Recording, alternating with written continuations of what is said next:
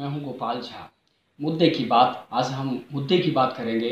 पूर्व मंत्री और हनुमानगढ़ से चौथी बार विधायक बने चौधरी विनोद कुमार जी से और पूछेंगे वो हर सवाल कि आखिर उनकी प्राथमिकता क्या रहेगी, क्या कुछ सरकार की प्राथमिकता है। इन तमाम मुद्दों पर हम बात करेंगे। पहले तो चौधरी साहब बहुत बहुत स्वागत है इस कार्यक्रम में। बहुत बहुत धन्यवाद साहब। एक ये है कि जैसे हमने देखा है कि हनुमानगढ़ विधानसभा क्षेत्र की बात करें तो कॉमरेड शोपत सिंह जी के बाद आप ही ऐसे विधायक हैं जिनको 4 बार मौका दिया है इस जनता ने। क्या सोचते हैं, ये बड़ी उपलब्धि अपने आप में है कि 4 बार लोगों ने आप पर भरोसा जताया है। आप क्या कहते हैं? ये जनता का प्यार है और हमेशा जनता से जो भी हमने कांग्रेस सरकार अब बनी है और जो हमने वायदे किए वो हमने निभाए हैं और उसी विश्वास का ये नतीजा है कि लोगों ने अब की दफा बीजेपी ने जितने भी झूठे वायदे किए वो एक भी सच नहीं हुआ।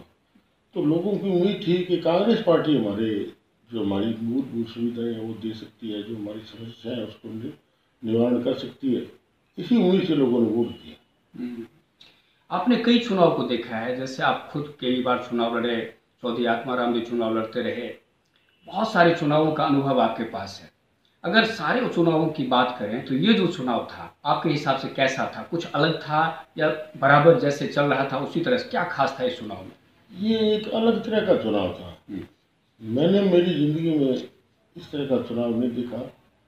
लोग चलकर आए और उन्होंने कहा हम आपको वोट देना चाहते हैं और इतना उत्साह था लोगों में कि जो जैसे मैं चुनाव लड़ रहा था मेरे से ज़्यादा वो उत्सुक थे और उन्होंने बहुत ज़्यादा मेहनत की कि हर हाल में जीतना है और अच्छे वोटों से जीतना है।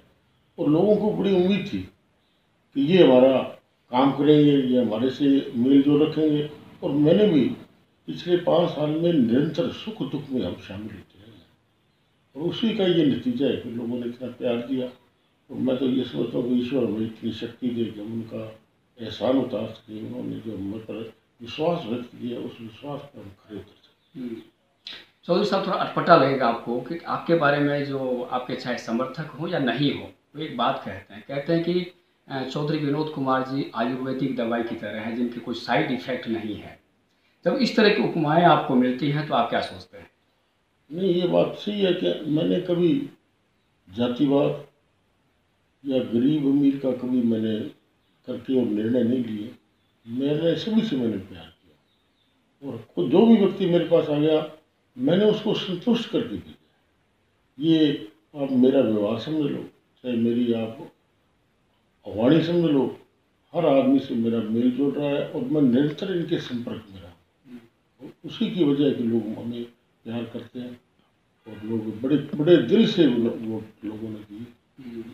और मैं समझता हूँ 1,11,500 वोट मिलना भी अपने आप में बहुत बड़ी बात है। मेरे ख्याल में आज तक हनुमानगढ़ में 51% वोट किसी ने नहीं दिया।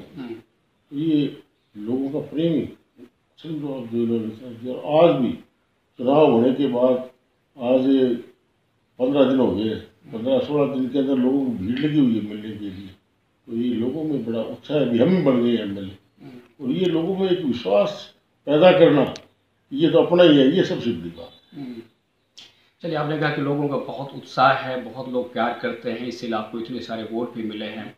1,11,500 वोट कम नहीं होते हैं, वाकई बहुत बड़ी तादाद है ये। लेकिन इन विश्वास को कायम रखना बहुत मुश्किल होता है, सबकी उम्मीदों पर खरा उतरना बड़ा मुश्किल होता है। और आपकी सरकार बन चुकी है, सरकार से क्या उम्मीदें हैं आपकी? देखो, लोगों की सरकार से बहुत उम्मीदें हैं और सरकार ने जो वायदे किए हैं, जैसे अभी कर्जा माफी का था, 2 दिन के अंदर उन्होंने ऐलान कर दिया कि कोऑपरेटिव सोसाइटी का जितना कर्जा है आपको माफ़ कर दिया। बैंकों का 2 लाख तक का जो डिफॉल्ट है उनका किया है।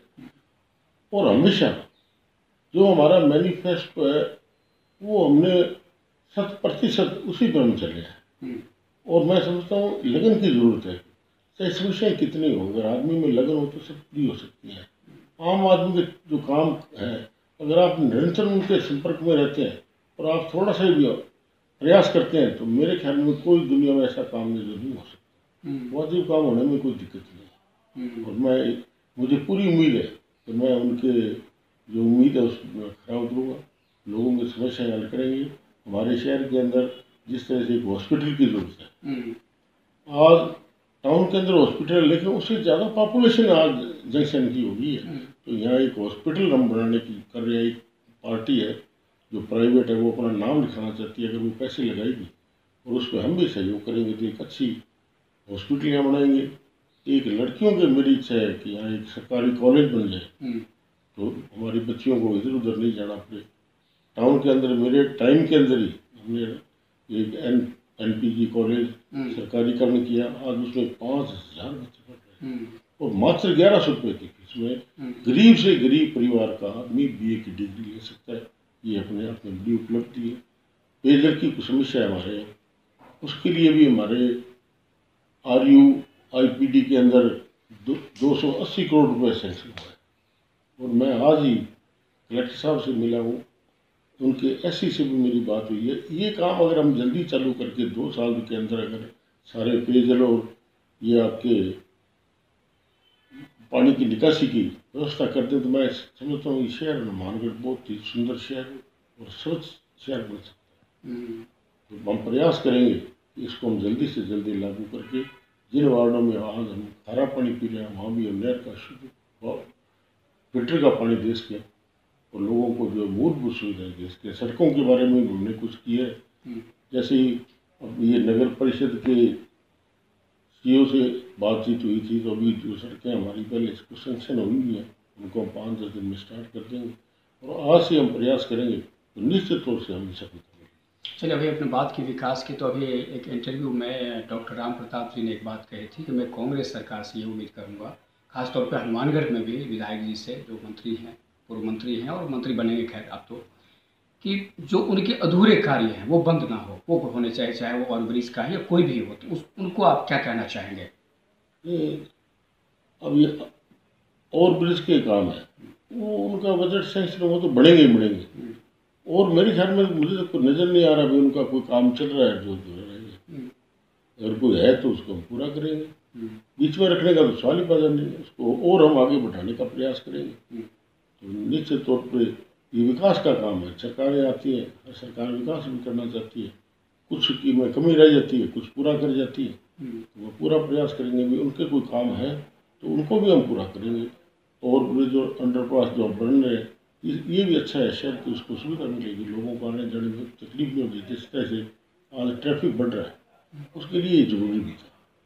मैं समझता हूँ इस काम को भी हम जल्दी से जल्दी कराना चाहते हैं ताकि लोगों को उसका फायदा मिल सके। जी, और लास्ट में चूँकि जब पहली बार मंत्रिमंडल का गठन हुआ, मंत्रिपरिषद का, तो उसमें आपके कार्यकर्ताओं को बड़ी उम्मीद थी कि आपका नाम आएगा, कैबिनेट मंत्री बनेंगे आप, लेकिन उसमें जगह नहीं मिल पाई। कारण कुछ भी हो सकता है, लेकिन कार्यकर्ताओं में कहीं न कहीं नाराज़गी है, मायूसी भी है। क्या कहते हैं आप? ये बिल्कुल सही बात है। हर कार्यकर्ता चाहता है कि हमारा जो MLA है वो मंत्री बने, हमारे ज़्यादा काम हो। और मैं समझता हूँ जब सरकार हमारी है तो वो भी हमारे भाई हैं, वो हमारे भी साथी हैं, कोई बाहर से तो आए नहीं है। उनसे हम काम करवाएंगे सरकार से। इसमें हमने सभी कार्यकर्ताओं का नाश होने की जरूरत नहीं है। अपने जो भी काम हम बैठे हैं हम करवाएंगे। नहीं, लेकिन कार्यकर्ताओं में आक्रोश बहुत ज़्यादा है, उसको कैसे आप शांत करना चाहेंगे? और जैसे जैसे हम उनका काम करेंगे वो अपने आप शांत हो जाएंगे।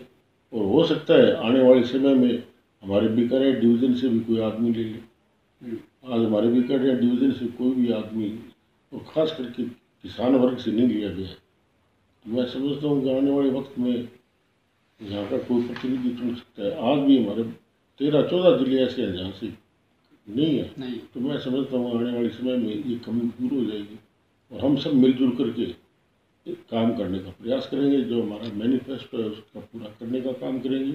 जो हमने वायदे किए वो हम 100% पूरा करेंगे। जी, शुक्रिया हमसे बात करने के लिए। तो ये थे चौधरी विनोद कुमार, जो लगातार नहीं मतलब चौथी बार यानी 4 बार हनुमानगढ़ से विधायक बने हैं और पूर्व मंत्री रह चुके हैं। चूँकि इस बार गहलोत सरकार में इनको जगह अब तक नहीं मिली है, कहीं न कहीं कार्यकर्ताओं के मन में टीस भी है, मलाल भी है। इसको शांत करना, इसको कम करना चौधरी विनोद कुमार जी के लिए बेहद एक चुनौती है। और आप बने रहिए चैनल के साथ।